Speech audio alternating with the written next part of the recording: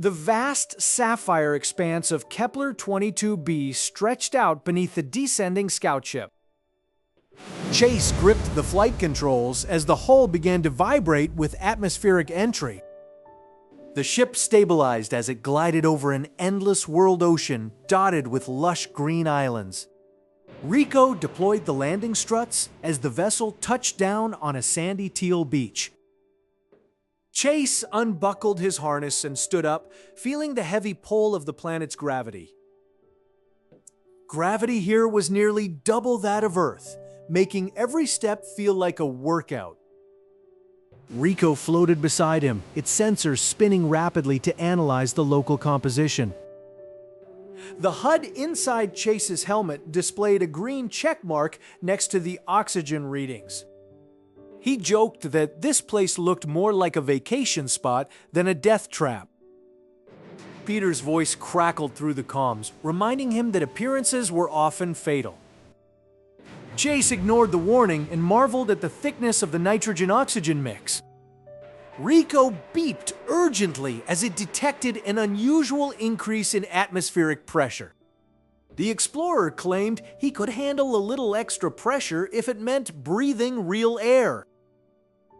With a sharp hiss of escaping pressure, he disengaged the helmet's locking mechanism. Chase pulled the helmet off and took his first deep breath of the alien atmosphere. The air tasted sweet and incredibly crisp, far better than the recycled ship air. After a few minutes, he noticed a strange tingling sensation in his fingertips. Rico began displaying a medical warning about oxygen toxicity on a nearby hologram. Chase wiped sweat from his brow, wondering why the air suddenly felt so heavy. His vision began to blur at the edges, turning the beautiful landscape into a smear of colors. Peter explained that the high partial pressure of oxygen was literally poisoning his cells. A sharp, stabbing pain erupted in his chest with every breath he took. He tried to reach for his helmet, but his coordination was rapidly failing. His lungs felt like they were on fire, a condition known as hyperoxia taking hold. Rico mechanically noted that permanent lung damage would occur in less than 3 minutes. Chase gasped for air, but the more he breathed, the worse the poisoning became. He dragged himself toward the ship's ramp, his muscles twitching uncontrollably. Peter dryly remarked that humans were remarkably fragile in the face of chemical abundance. A seizure suddenly gripped Chase's body, sending him into a fit on the metal flooring. Rico initiated an emergency airlock cycle to purge the toxic atmosphere. The outer door hissed shut, sealing away the beautiful but deadly world of Kepler 22b. Pure scrubbed nitrogen flooded the chamber to balance the oxygen levels. Chase lay on the cold floor, his chest still burning from the chemical assault. Peter informed him that while he survived, his lungs would need hours of regenerative therapy. The explorer realized that even a paradise can be an execution chamber if the chemistry is wrong.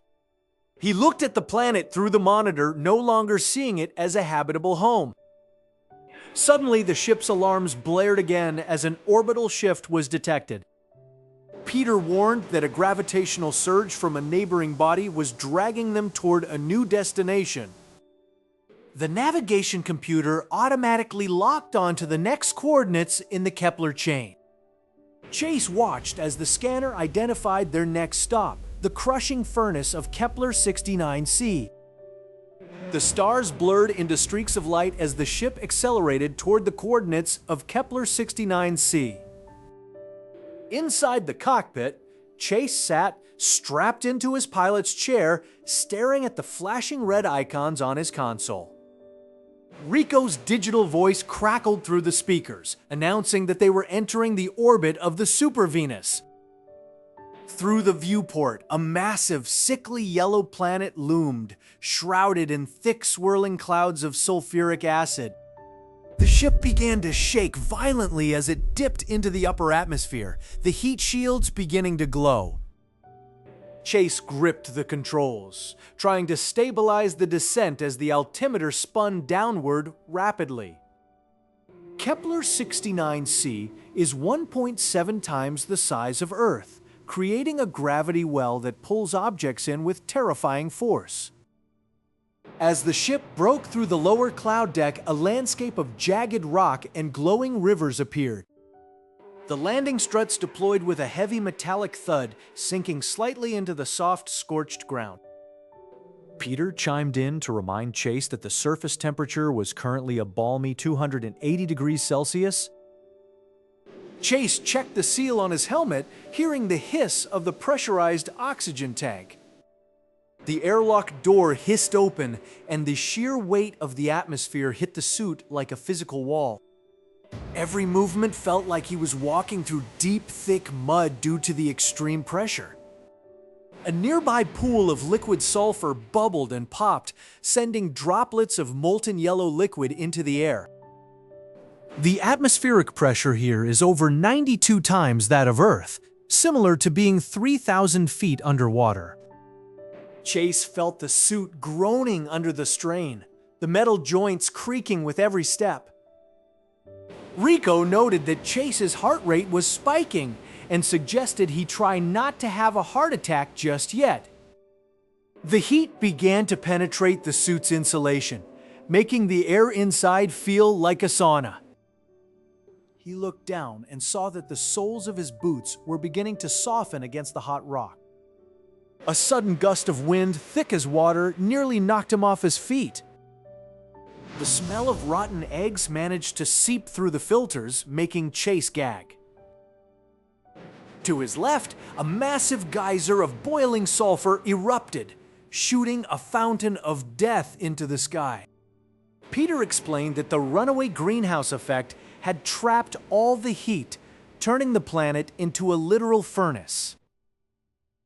Chase tried to turn back toward the ship, but his legs felt like they were made of lead.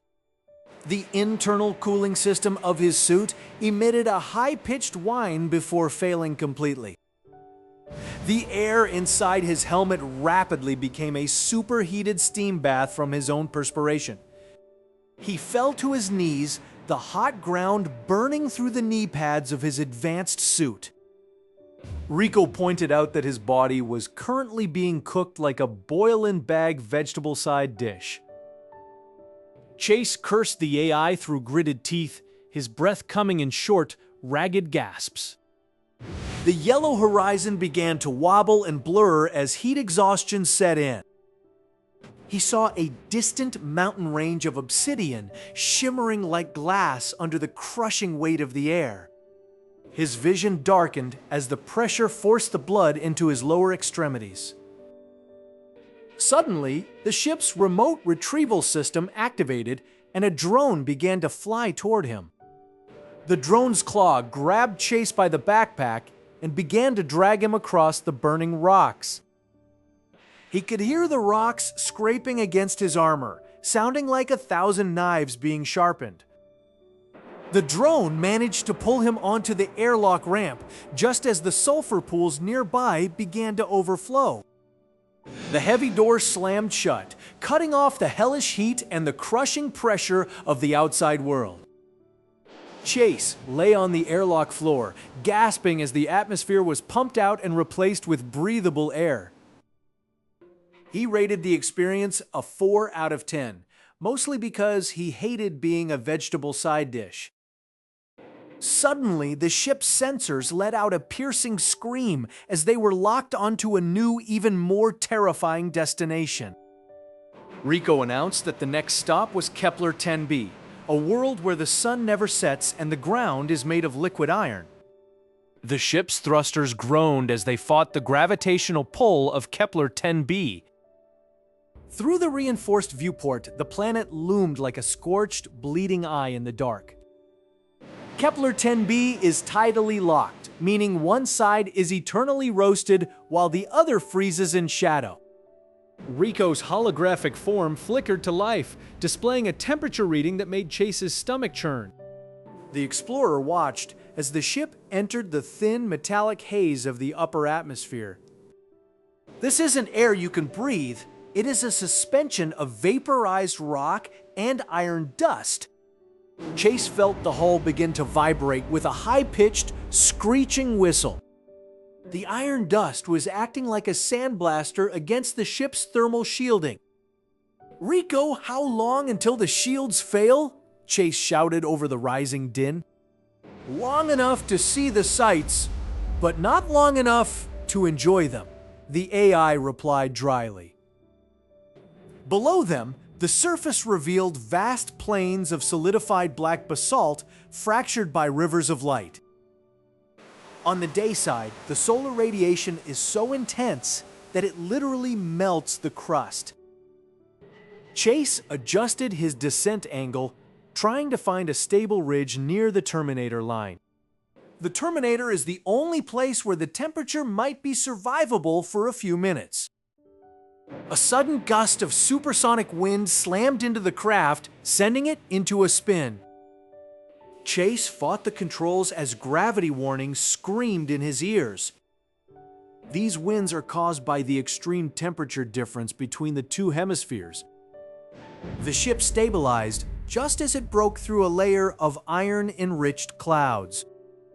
Everything here was coated in a fine, conductive soot that began to short out the external cameras. Chase switched to manual visual flight, squinting through the window. He saw a mountain that seemed to be melting like a wax candle under the sun's gaze. The radiation levels on the surface would be enough to fry human DNA in seconds. The landing pads deployed with a heavy clunk that echoed through the hull. "Rico, check the external temperature again," Chase whispered. "It's currently hot enough to bake a pizza in half a second, Chase," Rico chirped. The ship touched down on a slab of dark rock that hissed upon contact. Chase checked the seals on his suit for the 100th time. If even a single grain of that iron dust got into the suit, it would act like hot shrapnel. He gripped the airlock handle, his breathing heavy and echoing in his helmet. As the door cracked open, a wave of heat surged in that almost knocked him backward. The landscape was a terrifying masterpiece of geological violence. Every few minutes, a blast of solar wind would whip the iron dust into towering, shimmering ghosts. Chase stepped onto the surface, his boots crunching on glass-like obsidian. "Don't wander too far," Rico warned over the radio. "The ground temperature is rising." Chase looked up and saw the sun, a massive, unblinking eye that filled half the sky. He noticed a strange, rhythmic thumping vibrating through the soles of his boots. It was the sound of the planet's core churning under the immense tidal forces of the star. Suddenly, a fissure opened just yards away, spraying molten iron into the sky like a fountain. Chase scrambled back as the heat alarm in his suit began a steady, terrifying pulse.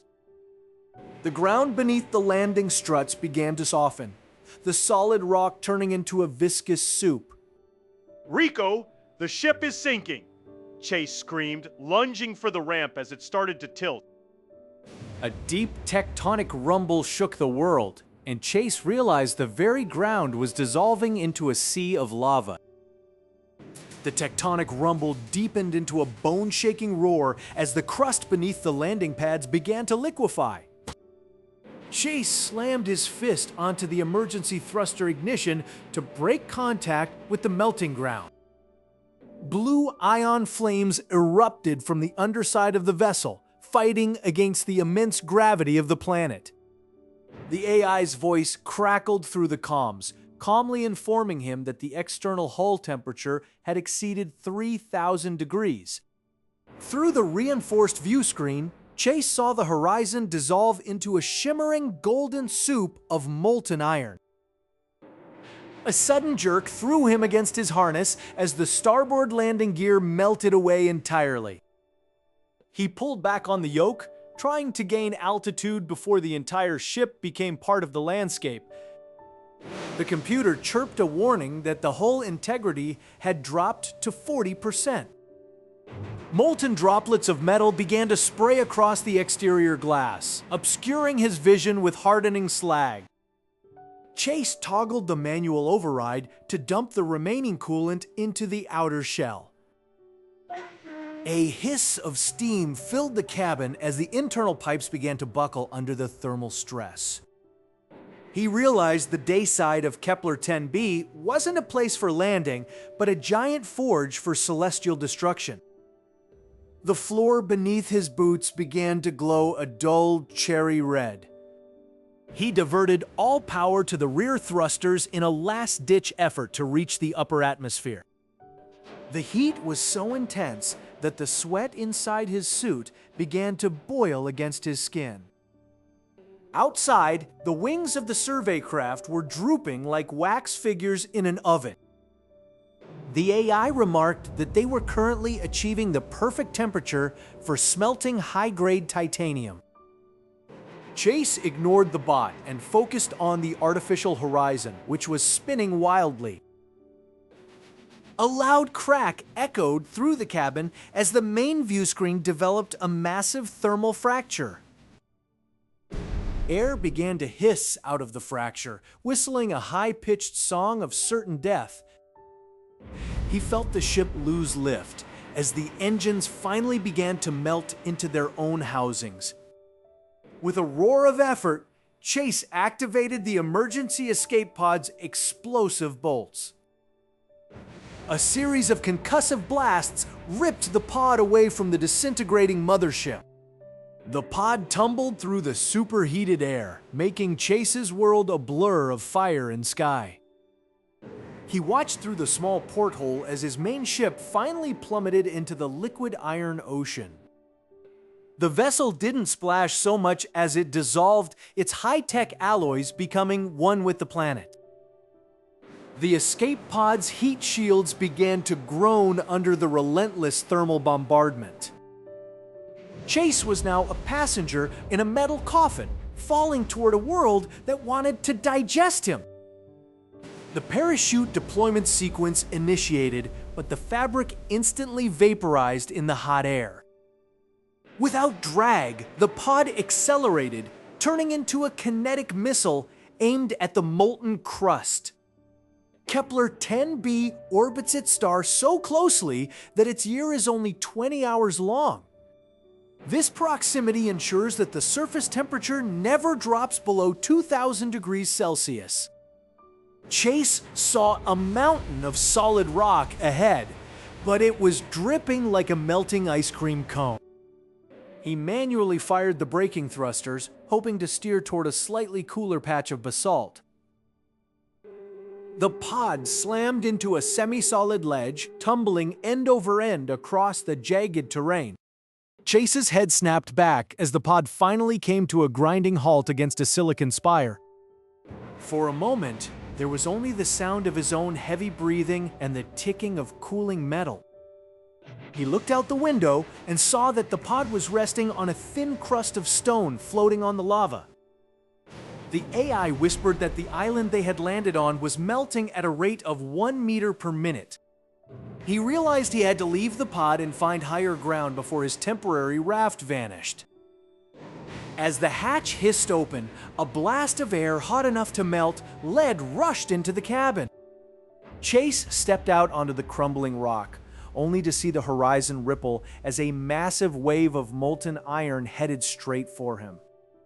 After the molten nightmare of the previous world, Kepler 62f looks like a peaceful sanctuary for a weary traveler. The ground beneath the landing struts is solid, a welcome change from the liquid rock of Kepler 10b.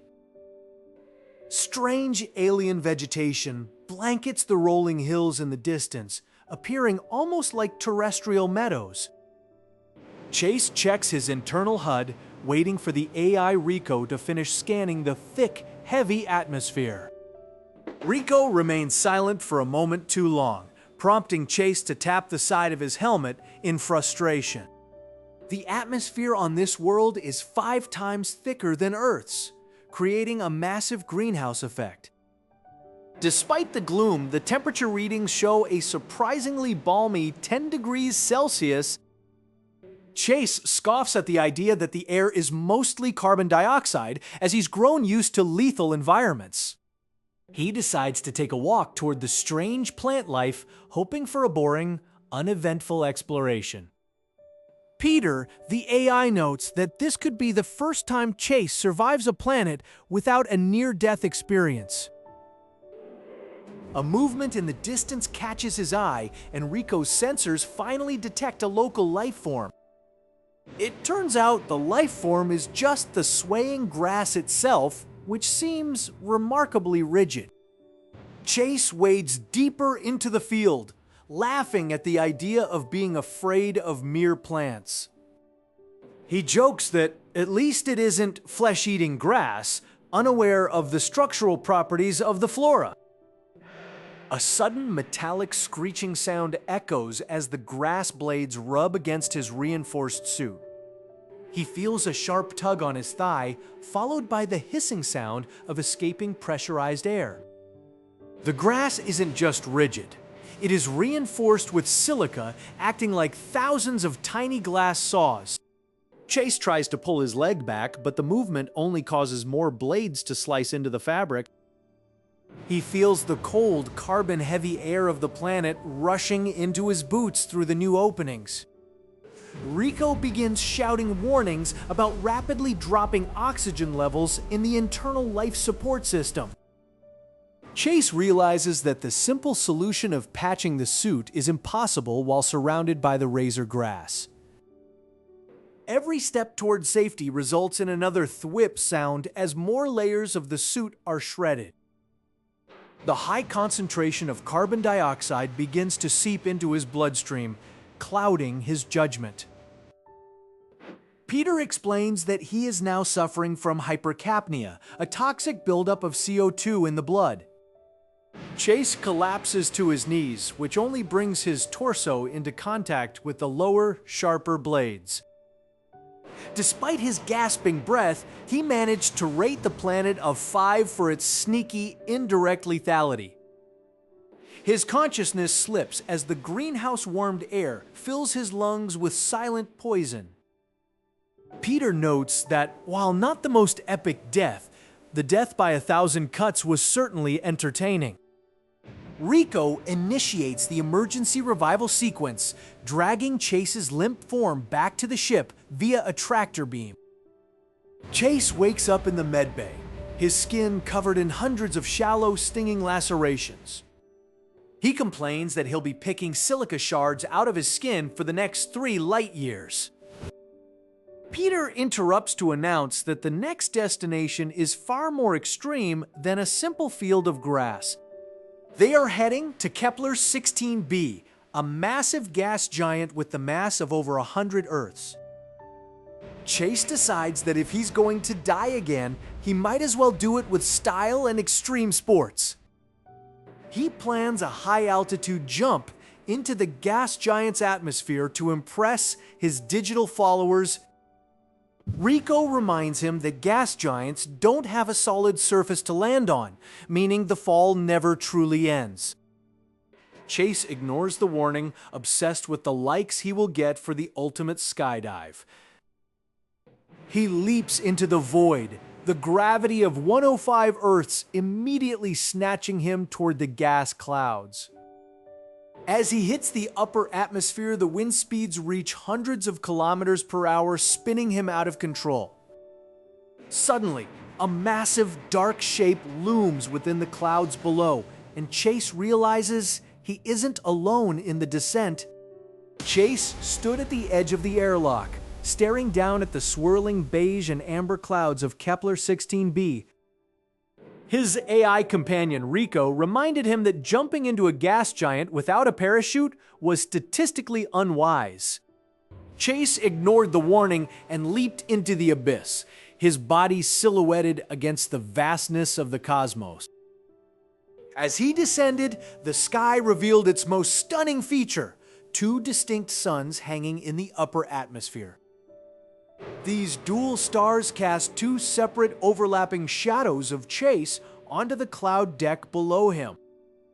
He joked to his viewers about the double shadows being a buy one get one free deal for his fans.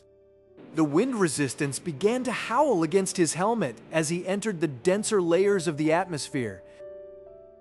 Rico explained that the thick gas would eventually slow him down to terminal velocity without a chute. The pressure gauge on his HUD began a steady, rhythmic climb toward the red zone. Violent turbulence suddenly caught him, tossing his body around like a rag doll in a cyclone. Static electricity crackled across the surface of his white ceramic armor plates. Chase fought the controls of his suit to level out his spinning descent. He laughed off the danger, claiming that the planet was for babies compared to his previous stops. Peter, the AI narrator, noted that the lack of a solid surface meant Chase would simply fall until crushed. The atmospheric pressure was now 60 times that of Earth's sea level. Chase felt the heavy weight pressing in on his chest, making each breath a struggle. Rico joked that Chase's vibe was being crushed along with his internal organs. Through the thick haze, he spotted a layer of liquid hydrogen far below. The suit's structural integrity alarms began to beep in a frantic, high-pitched rhythm. Chase noticed a strange, rhythmic pulsing coming from the clouds around him. The sound wasn't the wind, it was a low, vibrational hum that resonated in his bones. Rico suggested it was just the planet's way of saying goodbye to its unwanted guest. A massive gust of wind nearly ripped his camera drone away into the darkness. The oxygen mix in his suit was being adjusted to compensate for the crushing exterior forces. Below him, a sudden rift in the clouds revealed a glimpse of something solid. It wasn't ground, but a floating archipelago of rock held aloft by the dense atmosphere. Chase aimed his suit thrusters to land on the nearest floating island. He hit the surface with a heavy thud, his suit absorbing the impact of the high-gravity environment. The landscape was alien, with translucent plants that pulsed with their own internal light. He moved slowly, every step feeling like he was walking through thick syrup. Rico reported that the island was slowly sinking into the more crushing depths below. The metallic groaning of his suit intensified as the external pressure reached critical levels. Chase searched for a way to propel himself back up toward the thinner air. He found a thermal vent erupting with high-pressure gas from the planet's core. The ground beneath him began to crumble as the island succumbed to the gravity. He threw himself into the thermal stream, hoping the updraft would save him. The force of the gas shot him upward, away from the crushing depths and the sinking island. He drifted in the calmer, upper layers of the gas giant, catching his breath. His motion sensors suddenly pinged a massive object moving just below his current position. Suddenly, a massive dark shape looms within the clouds below, and Chase realizes he isn't alone in the descent. The shadow in the clouds of Kepler 16b vanishes as the emergency thrusters kick in with a violent, bone-jarring jolt. His escape pod detaches from the atmospheric skiff and punches upward toward the vacuum of space. Chase gasps for air, his lungs burning from the previous encounter with the crushing pressure. The AI's voice crackles over the comms, informing him that the nearest refueling point is the infamous Kepler 452b. Kepler 452b is often called Earth's older, bigger cousin, but it is a cousin that wants to crush you. The planet is 60% larger than Earth, resulting in a surface gravity that is nearly double what humans evolved for. As the pod enters the atmosphere, the descent feels much heavier than any previous landing.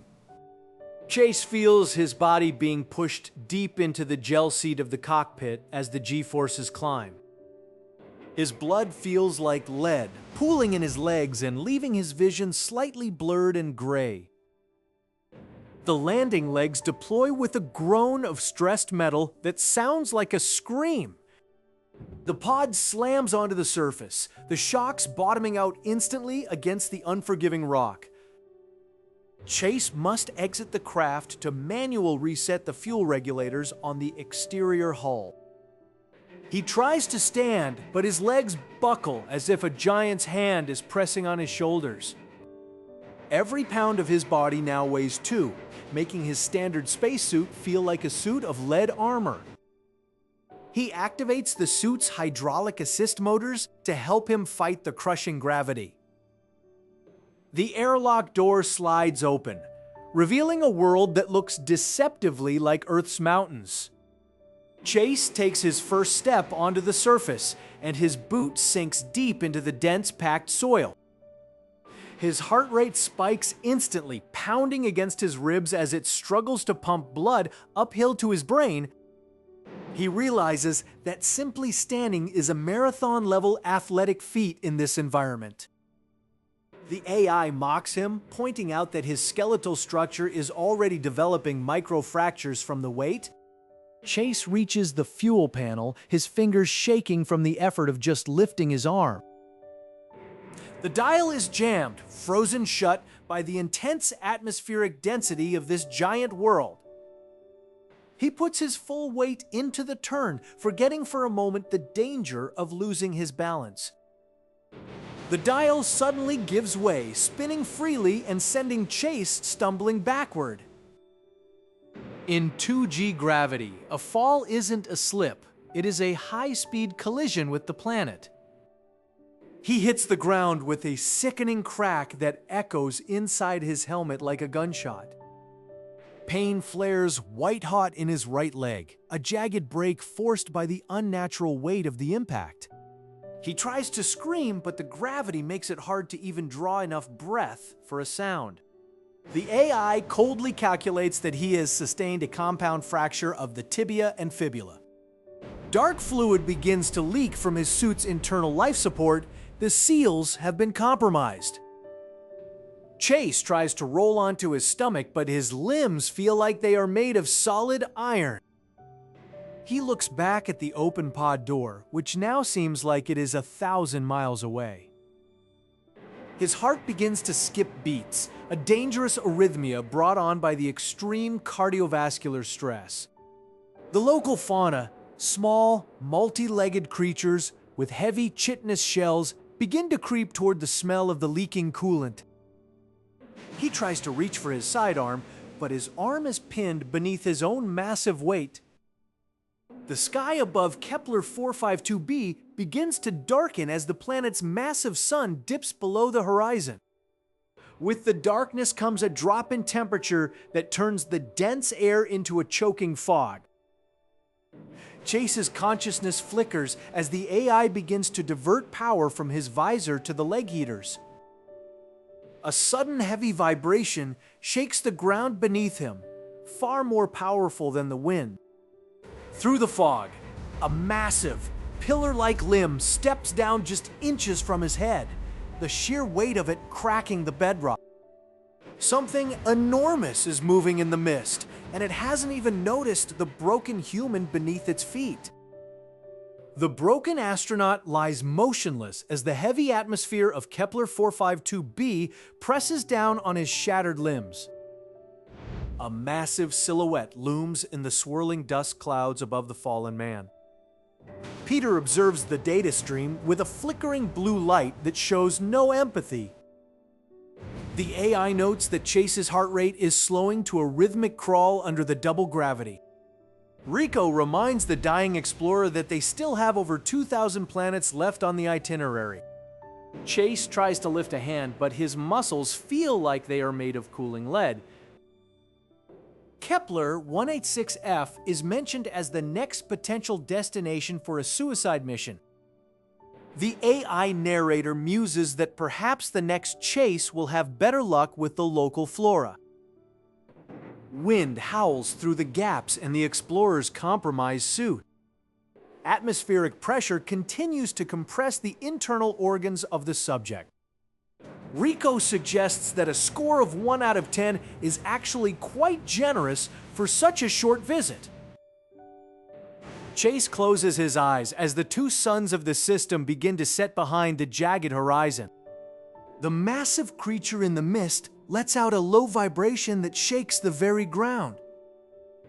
Peter begins the automated process of archiving Chase's final biometric data.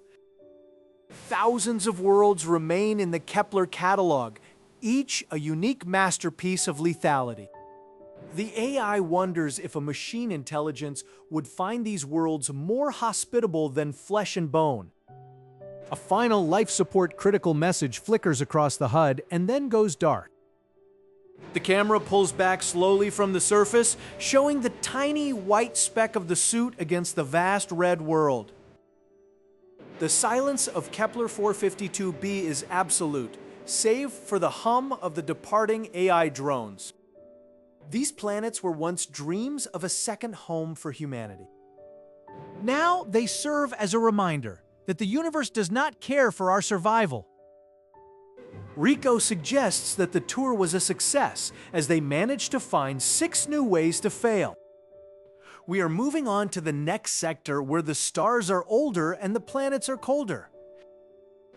Chase's frozen form will likely be preserved for centuries by the unique chemistry of this soil. The mission to map the habitable zone continues without pause.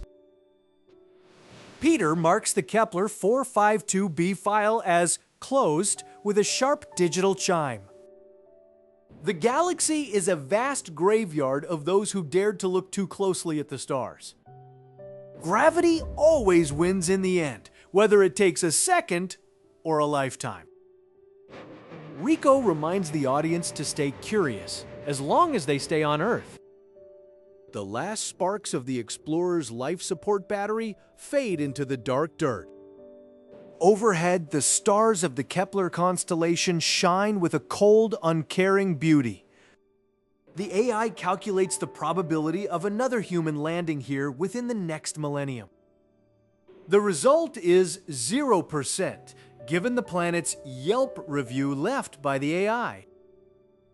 A single alien windflower bends over Chase's helmet as if in a brief moment of mourning. Every world we found was a lesson in the fragility of human biology. The tour of the Kepler planets has come to its inevitable conclusion.